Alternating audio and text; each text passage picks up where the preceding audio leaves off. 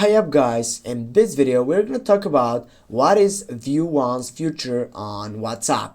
As you know guys, we have expected to arrive the latest version of WhatsApp, but not only that, it has also arrived the main feature of that section, which is View Once.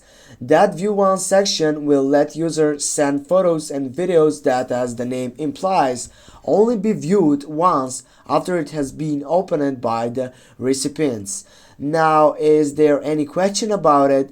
WhatsApp also confirmed that any form of media sent using this feature will not be able to saved by the recipient, and even if the feature to automatically save photos or videos turned on in their smartphones.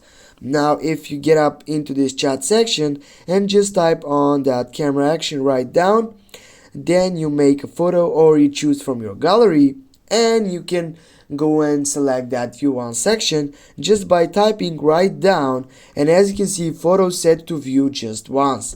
Now this is the side section which we said before, that is the new feature. Just go click and send it, and with this guys we have get introduced, and also we get in touch with that View Once section. Thanks for watching. Don't forget to hit that like and share the video. See you soon guys.